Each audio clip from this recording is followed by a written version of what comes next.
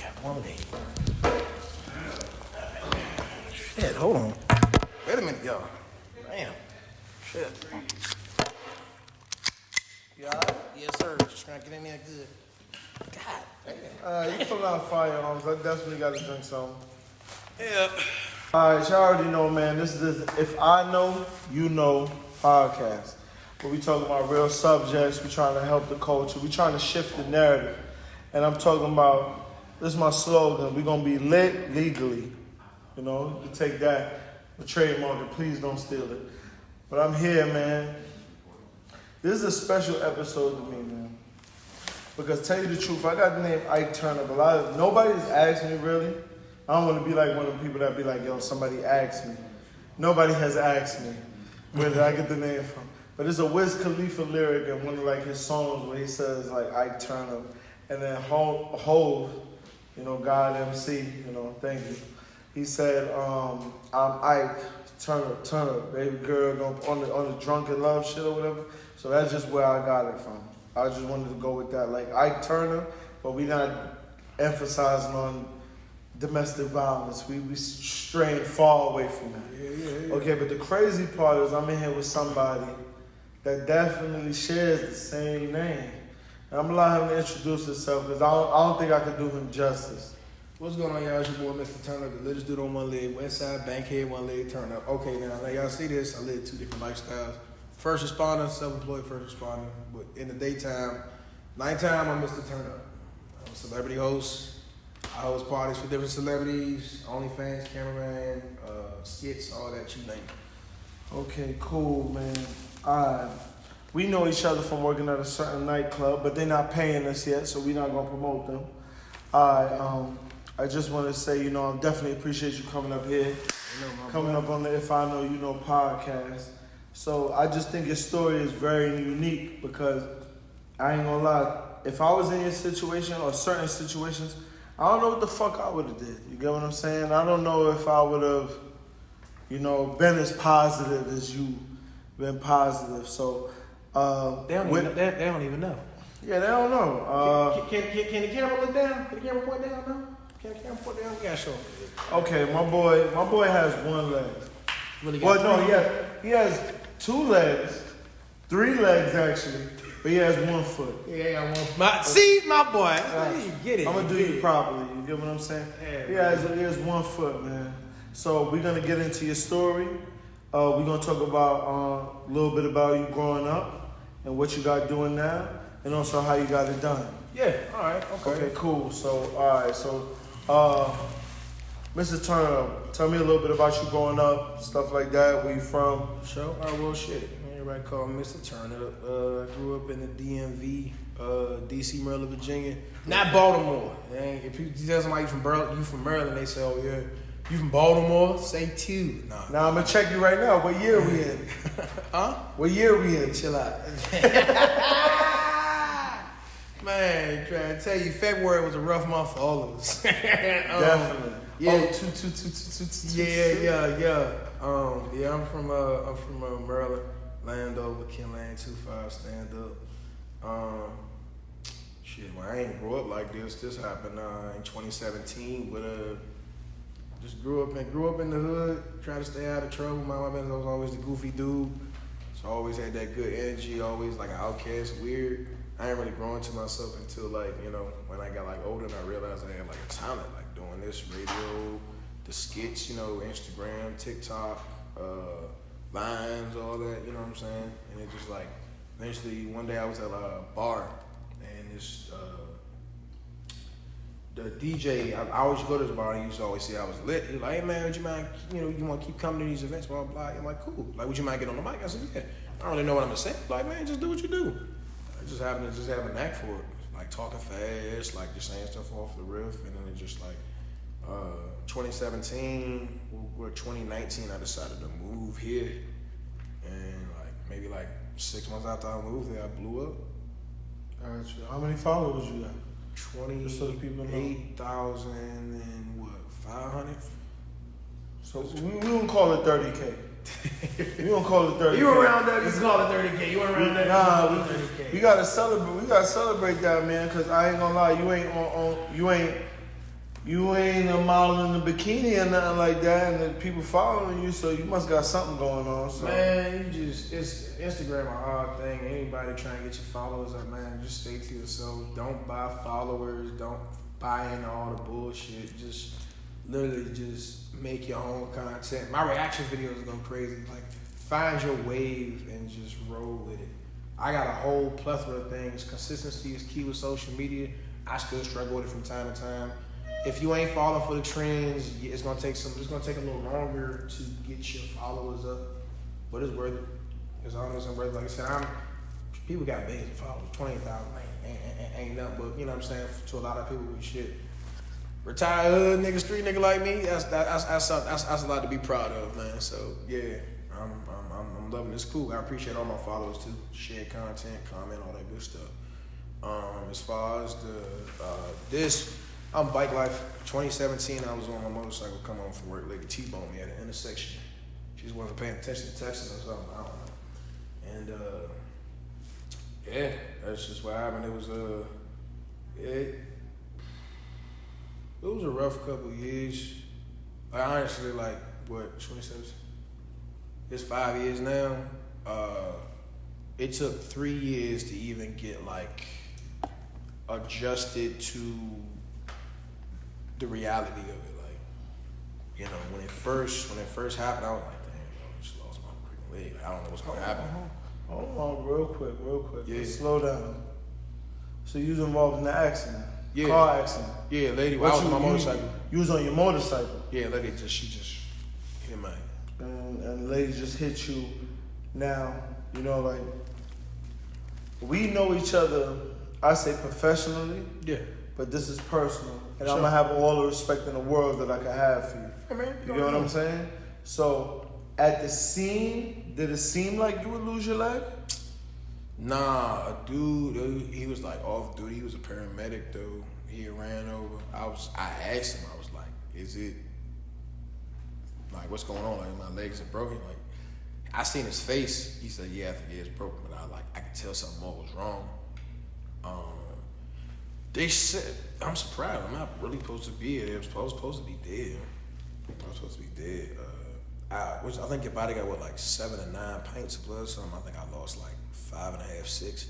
So I was like sitting in a puddle of my own blood, like the EMTs, the firemen. Like, I never passed out. I don't know why. I never passed out. So I felt all that pain. And like, they were just looking at me. I was like trying to feel like, why they looking at me like that? Like I was about to die. But like I was already dead. And it was like, you know, just hang on, man, just hang on. We're gonna try to, you know, get you in the ambulance. And for the only thing I could think of, I had this real good union job. I had been there for like 6 months. And everything was cool. Everything was going good for me. I was about to move out my folks' house and everything, and then that happened. I'm just like, yo. For the only thing I think of, I'm like, yo, my job, my life, that I got going on. And just everything just hit me all at once. But yeah, I think the worst part about that, I never passed out. I felt like all of that pain and that like shit like really sucked.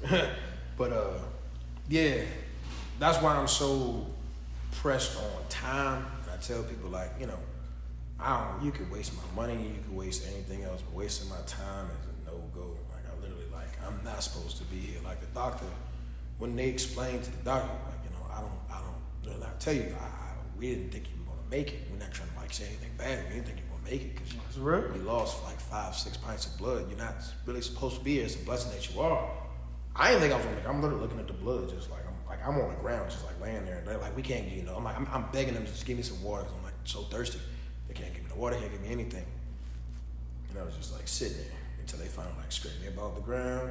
First surgery was like 5 hours, and yeah, I came out. I still had my foot in the first surgery. Then they tried to like over the next couple of weeks they were trying to see if they could save it. And like, of course I can't see it, but on the bottom of my foot it's like starting to turn black. Which means it's like it's no blood flow going towards it or anything like that. So like it's a strong possibility. It's a possibility that we can save your foot, but there's no guarantee. I was already at 10 surgeries. I was already at like, by that point I was already at like 10 surgeries. it was like, you know, it'd probably be like at least another 10 more surgeries to save it. What you want to do? With no hesitation, I told him to come out. I said, cut it off. Cut it off, bro. They said, you sure you don't want to sleep out on her overnight? I said, what's the earliest surgery you can give me? He said, it's 10 o'clock tonight. It's 10 o'clock right now at 9 p.m. Earliest we can get you is 5:30 tomorrow morning. I said, all right, get me in there at 5 o'clock. Cut it off. I got shit to do. I can't be stuck in this hospital. My mama, she was like, you know, you sure? You don't want to, like, you know, it's a possibility they could save. Like, no. I already know what's gonna happen if I do. I'm gonna be in pain. Like, I'm being pain. I'm being third. I'm gonna be in pain either way. But you know, when I hit my 40s, I probably won't even be able to walk. You know, so yeah, I told them to just cut it off. They cut it off. Then just going through the process of like accepting it was the hard part. Then went through the process of that depression. I don't know. This is probably the first time I told somebody this publicly, but I killed myself. Bro, the pain, the depression was bad. Like, I had a 9 millimeter, and I put the joint in my head, pulled the trigger. It went off, but like the bullet got stuck. So I was like, I thought I was dead. I was just like, I said, I looked at the gun. I'm like, yeah, the joint, it was just like lodged in the chamber. Lodged in the chamber, like switching that. Shit was just lodged, like just like right here. And yeah, man, that shit threw me off. So from then I'm like, yeah, it ain't your time. So for months and months, I asked the high power, I'm like, yo, why me? Why me? I'm a good dude. What happened? Like, why me? He's just like, and so I got back some weeks later, like, I need you to be strong for the people that can't. I'm like, what the fuck does that even mean, dog? That doesn't make no damn sense. I need you to be strong for the people that can't. Why I gotta be this person? Why I gotta go through all this pain? Like, I'm hurting right now, bro. Like, this shit sucks. Like, I can't even, I can barely crutch to go to the goddamn bathroom right now. Like, what the fuck is this? And over time, you just, you know, so time, you know, it heals, and eventually, like, that happened May 25th, 2017. Then in October that same year, I was able to get my prosthetic because I had healed up and everything. And then that's when reality set in. I'm like, you know, I'm starting to feel better now. I'm close to being able to walk again without having to use crutches. Then I finally get to that point, and then when I first walked in, I'm like, yo, this is the reality. I got a prosthetic leg. I was a little depressed for a while, and I just said to myself, like, you can either make the best of it, or you can be a bitch. Just be depressed all goddamn day. I mean, I chose to make the best of it. Man, why? Like, it's funny, but it's not. Like, I told people, like, yeah, the leg put me on, like, on everything. Like, the leg, like, made me famous, like, for real. Yeah. After a few years, after like a year or so, like 2 years, after 2 years, me being in Maryland, after that, I said I wanted to move to Atlanta. Moved here. And probably 2 months after I got here, I was Young Jock's cameraman for like a good year.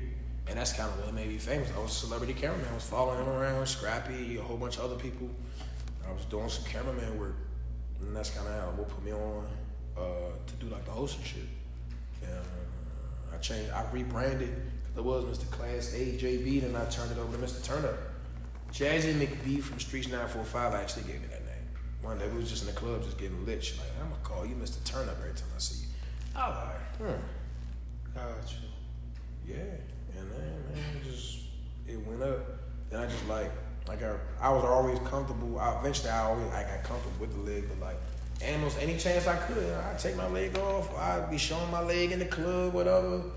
I can vouch for that. Yeah, exactly. He's security. I could definitely vouch for that. Take this motherfucker off at any point in time. It ain't no pressure to take the leg off. Molly over there in the back, his ass, he was just holding my leg and walked off with it. I asked my button to it. I ain't need to. You ain't shit. My bad. I felt that.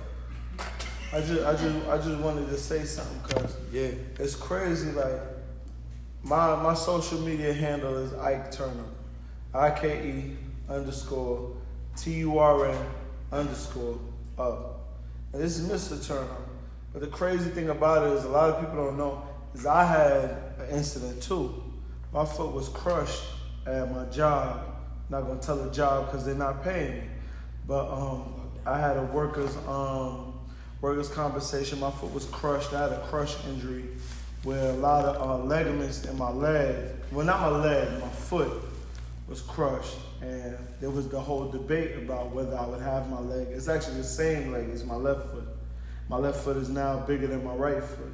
I actually got to buy a size 11 instead of a 10.5.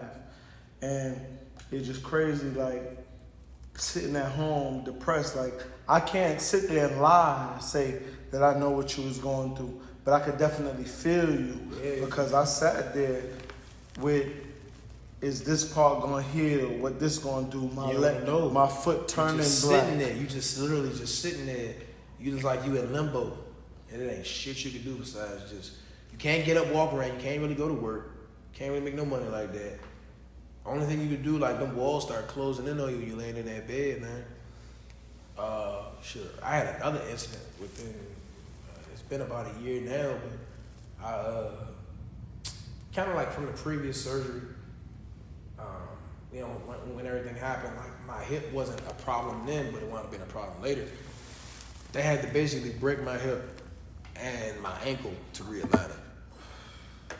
And that happened, again, it happened May last year, like May 30th last year. So they basically had to break my hip and they had to basically crush my ankle, saying like, well, we already doing your hip, you want to do your ankle too, that way you don't have to come back.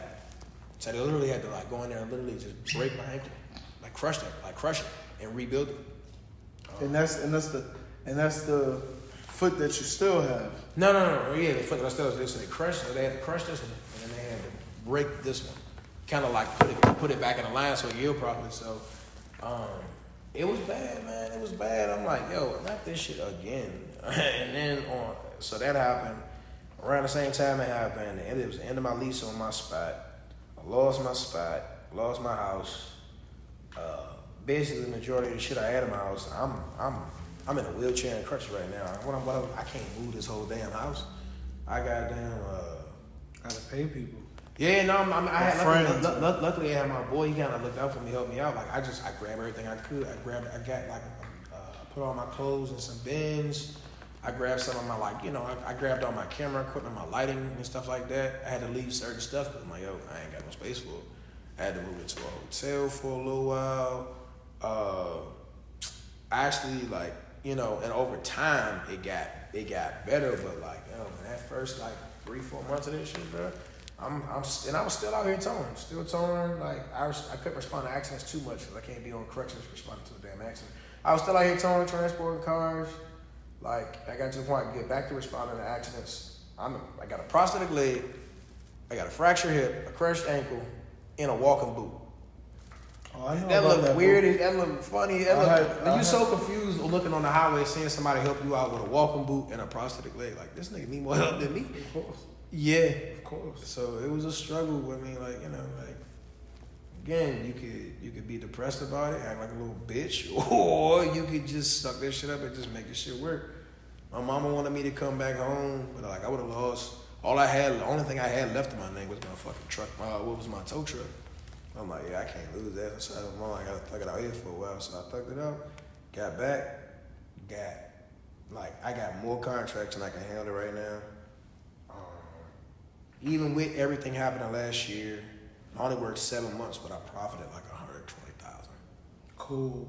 We gonna get into that right now, but it just going to show you it's like not everything that people deal with. Like I know we come from a community where a lot of people don't have a lot of money, a lot of things is messed up, but your downfalls might not be jail or somebody dying.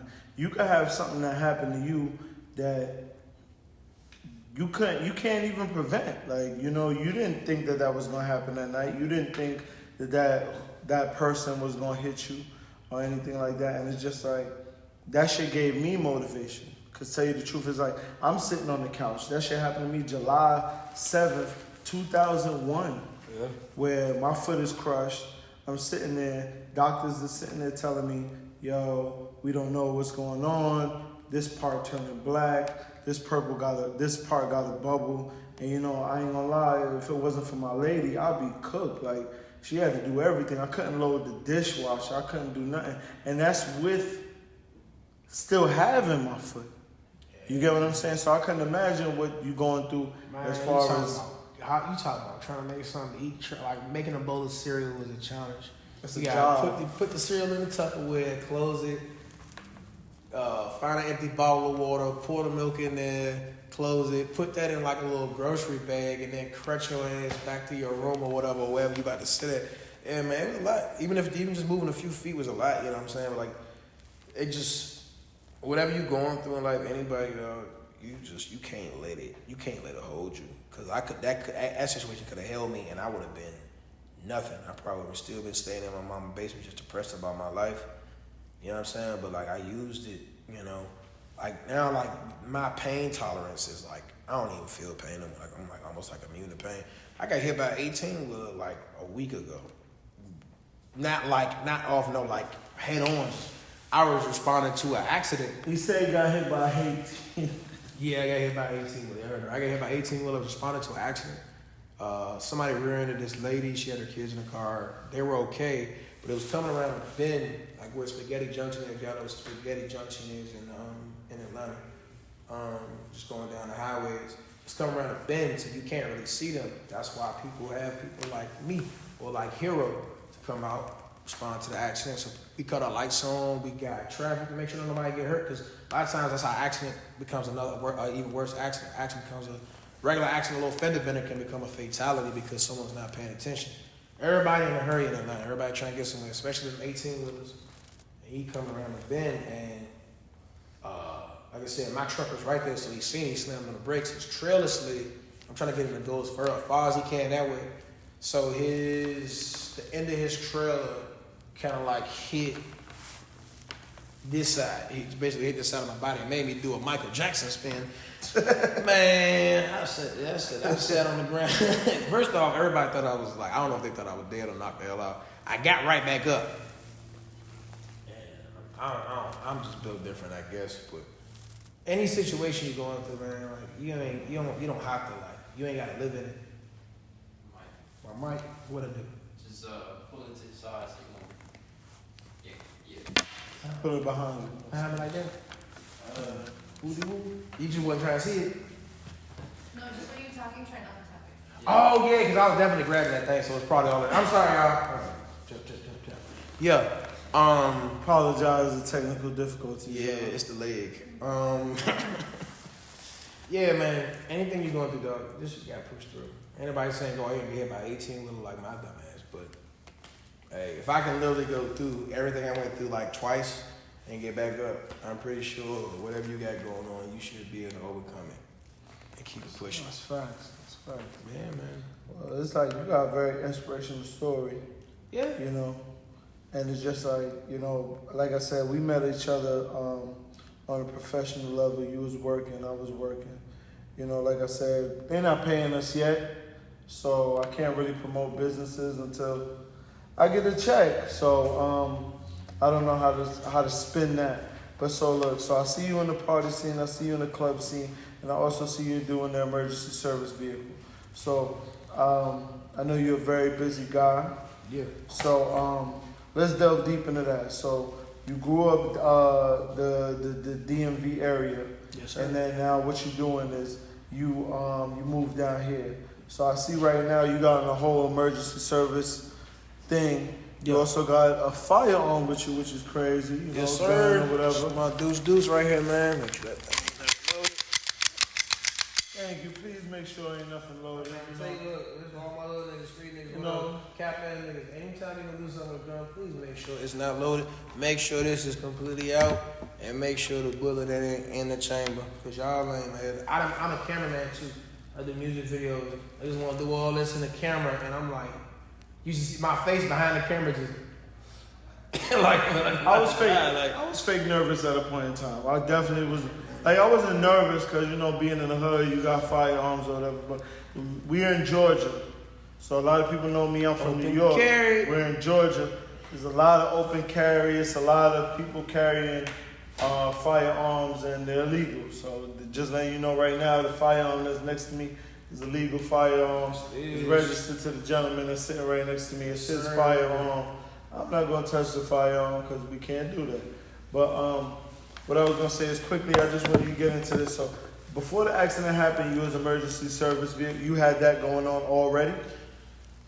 I started doing I started doing road service, RSOs, road service only, which is tire changes, lockouts, fuel deliveries, jump starts, battery change, stuff like that. That's why I started.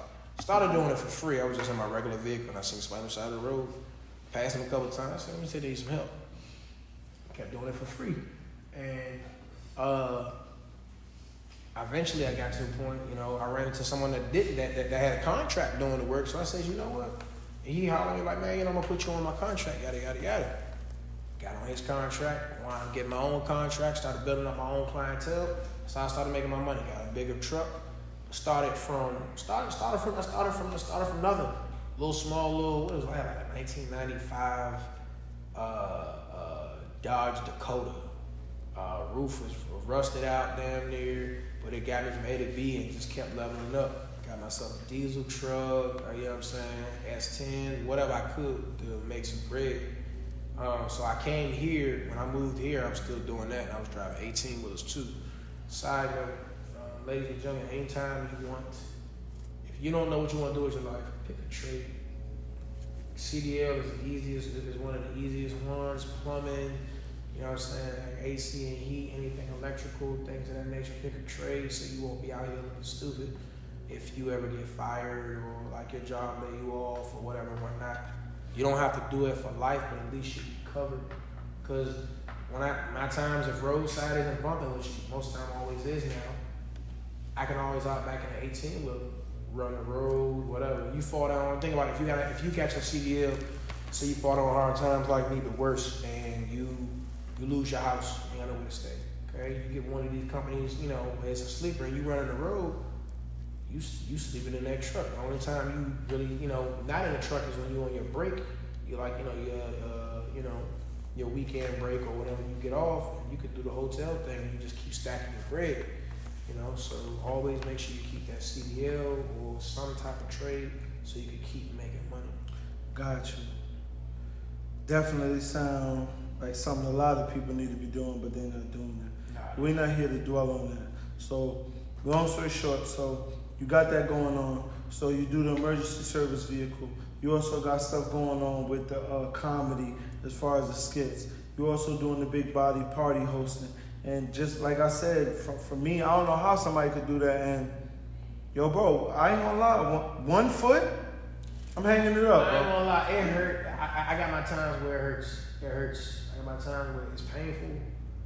I got my days even now. Like almost every other step I take, it hurt. But like I got too many people that look up to me.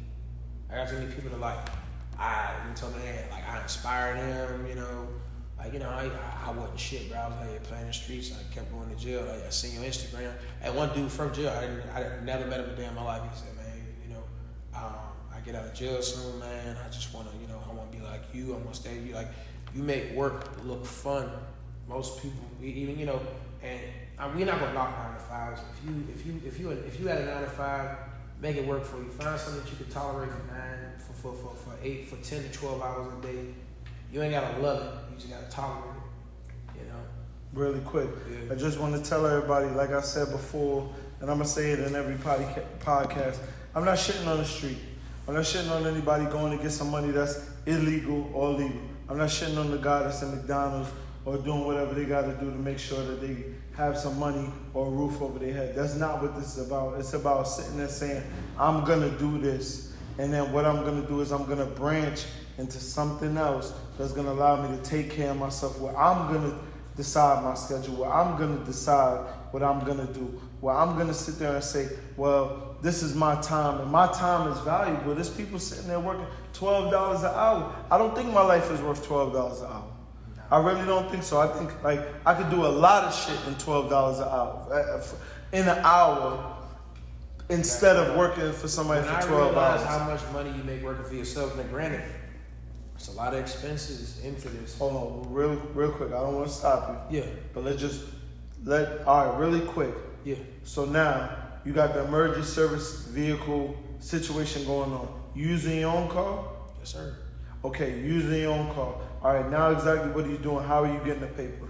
So when I'm getting the paper is, you got your own business. You start with you figure out your name. You get your LLC. Once you get your LLC, before you get any type of contract, you gotta get your insurance. Once you get the insurance, then you can go ahead and get contracts. You can apply for all the contracts in the world. If you ain't got that insurance, usually it's $1 million policy with towing and recovery and things of that nature.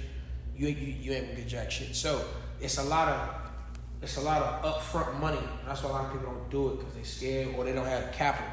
You gotta have capital. You gotta have the money. So I don't care what you gotta do. If you gotta work that $12 an hour job for 4 years to save enough bread to get enough money, okay. I mean, I done did all the estimates. For a perfect example, black people before they even get hired, okay, cool. So if I'm making $13.50 an hour and I do 8 hours a week, and if I do maybe 5 hours of overtime, you know what I'm saying? They just tack everything on. You know what I'm saying? You got to do that same thing if you want to start a business.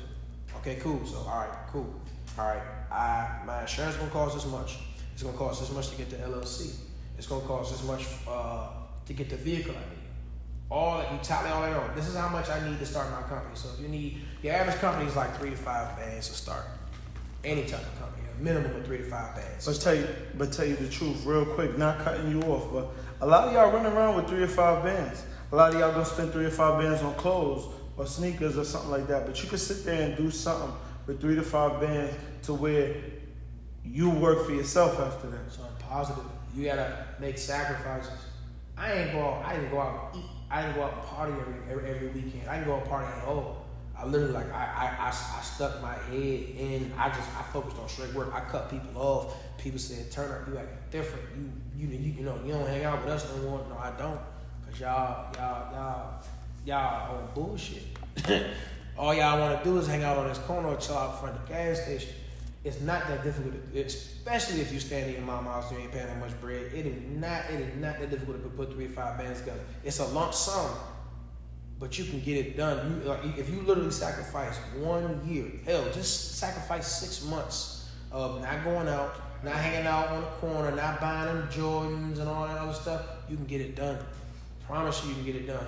All right, so really quick, what we're gonna do is this. So now, you lost your leg in an accident.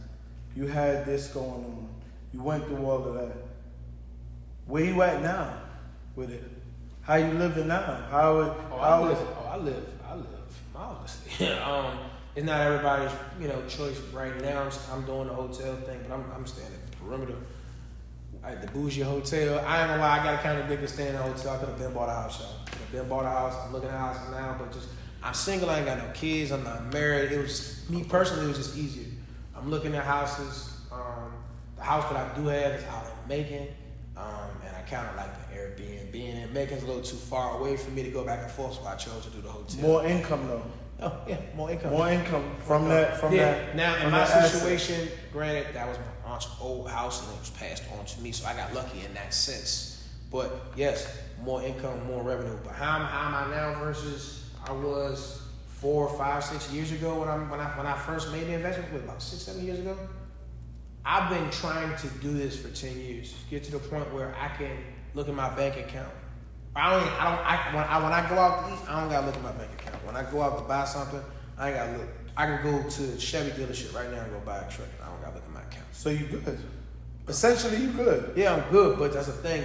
You're never good when you run a company. You always gotta have your head on a swivel like a street nigga. But what I'm saying is, you done did this, been in the street, but now the money that you're getting, you don't have to look over your shoulder. No, I don't. The difference, it's definitely a big difference. Playing street, doughboy, drug dealer, whatever you doing on the corner or whatever type of bullshit you got going on, it don't that big wad of cash you got from doing what you do don't last. Like, yeah, you got this big wad. I got 2, 3 bands and dudes be flexing. Nigga, that's your re-up money. You gotta get that to the man that you work for. You know what I'm saying? We don't talk about that part. Exactly. When I get paid, all that money come to me. I got it just in my email alone for my contracts. I know I got at least like 2 bands from the past, I don't know 10 hours. Just jobs, credit cards that they didn't send me. I still ain't swiping. Now, a lot of times at any point in time, any time in life, I always got at least 2 bands in my email. I always got at least 5 to 7 bands in my savings. And I always got at least 2 to 3 bands in my checking. Now, it took me 10 years to get to that point. It's not a flex, you know what I'm saying? I'm proud of the fact that I'm able to do that, But you know, I still got a lot of work to do. You don't have to have that much money starting out. You can start off with, you know, okay, I'm gonna keep $200 in my savings at all times. That way, okay, cool. If I fall short and the check hit, okay, cool. At least I know I got money for fuel and food. You just start from there, and eventually that 200 turn into 400, 400 turn into 500, and 500 turn into a K turn into 5 bands, and so on and so forth. Okay, so look, we done talked about a lot of stuff. We done heard your story, all right? And this is just something I'm gonna ask everybody. Like, how do you feel at this current point in time? You went through what you went through. You're making the money that you're making now. You're doing the hostings. You're doing the skits. We don't call it 30,000 followers. Yep. We call it 30,000 followers, and you're not selling no ass on it. I mean, what you do is what you do. But what I'm saying is that we now at a point, right? Yeah. Where you've now, what I explain to a lot of people is, to where we come from, you made it. Yeah. You know, you good. Like, the People from my hood, feds ain't looking for you. No, None of no. that. People from my hood now, they look up to me. You know what I'm saying? They look up to me. They proud of me. That, you know, look, you know, you made it out the hood. You ain't, you know, you went to Atlanta. I had a lot of people that hated on me too. They're like, you know, you moved to Atlanta. You know, as far as everybody else, yeah, now I made it. People back home look at me like I'm famous. People here look at me like I'm famous. Me personally, I got bigger goals. I'm not there yet as far as I'm concerned. And if you always keep that mindset, you'll always be on top of everybody else. You know, but yeah, man. Everybody look at me like, yeah, man, you made it. And I like it. It make me smile sometimes. I'm like, yo, I remember I used to be on the corner.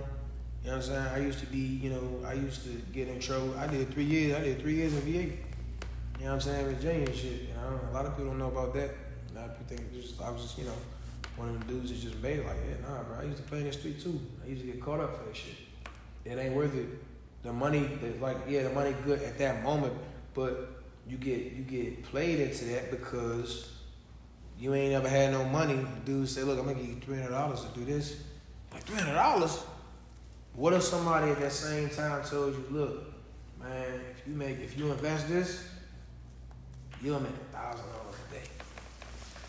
Because that's what I average. How much you make a day? Just so we give a little motivation. Motivational uses only. How much you make a day? Slow day 500, average day 750. Great day, and I have a lot of great days, 11 to 1600. And that's towing, that's responding, and that's towing and responding. What to you accidents. clearing in a year? I only worked 7 months last year due to my accident. I cleared 122,000. 7 months, 120,000. That's well above the median income that we talk about a lot. Yeah, and that was my first six. That was my first 6 figures. That was my first 6 figures, and I didn't believe it. I thought I was gonna come up short because I only worked 7 months because of my surgeries and stuff like that. So that means I'm gonna work the full year this year. That means this year, strictly off of towing, responding actions, self-employed, first responder, all that good stuff. I should be able to kick 170 to 200K this year. That's one tow truck. One tow truck. Matter of fact, like I found a way to beat the system. I don't even really have a tow truck. I got a Chevy Silverado 1500 4.3 liter V6 motor with a hydraulic tilt trailer that does the same thing as a tow truck. Save money on insurance, and save money on maintenance, and save money on fuel. I make more money. I make more money than your average tow truck driver with that big ass truck. Ways around the system. Ways around the But system. they don't want to talk about that. But like I said, I mean, I'm glad we was able to spend this time with us. I'm glad I was able to spend this time with you. You know, talk about you. You know, definitely, you know, from one turn up to another. You know, love is love. But just if you ain't got anything you want to promote to the people, anything you want to show them, anything you want to tell them about your Instagram, anything like that. All right. I do my little rundown. I do on Instagram. You know what? It's your boy, Mr. Turn. I'm finna just look this head and check this out. You know what time it is. You're on with the best of them. Look, man. You on my boys' podcast. We turn the fuck up. Turn up versus turn up. Kick your ass. I'm saying, and my brother, man. I make sure y'all show him some love. Y'all want to see me? I'm on tour this year. First stop Miami. My Instagram is @official Mr. Turner. That's @official Mr. Turner. So, man, y'all make sure y'all follow me. Make sure y'all tap into my boys' podcast. We're doing big things over here. You know what time it is. Let's go. Got you. And this is also Kai. That's my government name. Ike Turn Up. Ike underscore TURN underscore UP at Instagram. I'm on Twitter. I'm trying to figure that part out, but I'll be going a couple of days without tweeting. Please don't blame me, but you know, this is the If I Know, You Know podcast. If I know it, you gonna know it. And we're gonna help you out. We're gonna show you how to do this. You know, there's a lot of excuses, but you can make a lot of money. We want us to be lit legally. You know, that's what we're going for. That's the acronym. That's what we're shooting for. And I definitely want to thank you for coming out. For sure. And last thing, y'all. This is the closest to dope boy money you're gonna get. It's like dope boy money. I ain't gonna stunt to you. Oftentimes, even though I'm not doing nothing illegal, I still feel like I'm making dope boy money, but legally.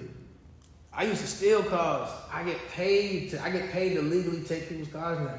I get paid to tow people, to transport people's cars. I get paid to help people on the highway, man. And I'm making that same money, if not more than what dope boys make, man. You can get out here and you can make real good money legally. And it will not take that long to do it. Would you rather make a whole lot of bread real quick and then get caught up with jail, or make a whole lot of bread, you know what I'm saying, with a little bit of time invested and a little bit of money invested, and fuck around to be a millionaire? Because that's where I'm going. You know, 5 years to be a millionaire. Promise you. Can I ask you one question? Yeah. Can I take your leg? Go ahead, bro. Pull the leg? Yeah, go ahead, bro. Make it do what it do. Man, this ain't gonna put them over. Ah! Motherfucker shit. This shit don't come off? Nah, I mean, if it came off that easy, I wouldn't be to do what I do. Like, you got this, you gotta pull that off, you gotta pull this off. You know what I'm saying? I got my logos. Okay, now pull it off. Let me see. That motherfucker came all smooth. I don't know what the fuck going on. Oh! Let me hop over there, bro. It's Mr. Turn Up, and we out, man. It's episode 2, man. Yes, sir. Show and tell with the leg, huh? Goddamn, take a picture like this. Hey, come here, take it back, come here. You see this? Hey, like a motherfucking trophy, ain't it?